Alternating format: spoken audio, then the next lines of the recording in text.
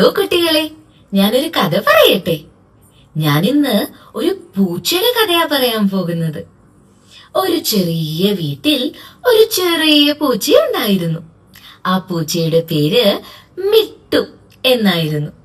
ആ പൂച്ച വളരെ നല്ല സ്നേഹമുള്ള പൂച്ചയായിരുന്നു. അവൾ ദിവസവും രാവിലെ എഴുന്നേറ്റ് മുറ്റത്തിലൂടെ നടക്കുമായിരുന്നു.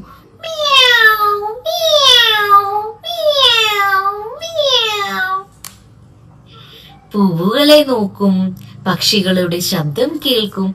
ഇവയെല്ലാം മിട്ടുവിന് വളരെയധികം ഇഷ്ടമായിരുന്നു. ഒരു ദിവസം ഒരു ചെറിയ കിളി മരത്തിൽ നിന്ന് താഴെ വീണു. ചെറിയ കിളി ആയതുകൊണ്ട് അതിന് പറക്കാൻ കഴിഞ്ഞിരുന്നില്ല. മിട്ടു ആ ശബ്ദം കേട്ടപ്പോൾ ഓടിപ്പോയി കിളിയുടെ അടുത്തു പോയി നിന്ന് നോക്കി. പക്ഷേ അവൾ കിളി ഭയപ്പെടുന്നു എന്ന് മനസ്സിലാക്കി. അതുകൊണ്ട് മിട്ടുപൂച്ച കിളിയെ തൊട്ടില്ല. പകരം അവൾക്ക് കാവലായി ഇരുന്നു. കുറച്ചു സമയം കഴിഞ്ഞപ്പോൾ അമ്മക്കിളി പറന്നെത്തി.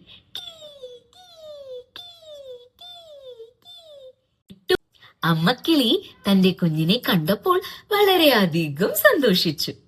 എന്നിട്ട് കുഞ്ഞിക്കിളിയും കൊണ്ട് പറന്നുപോയി.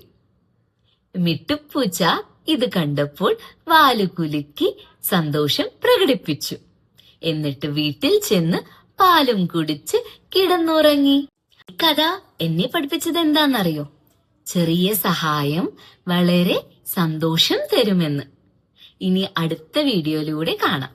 ടാറ്റാ.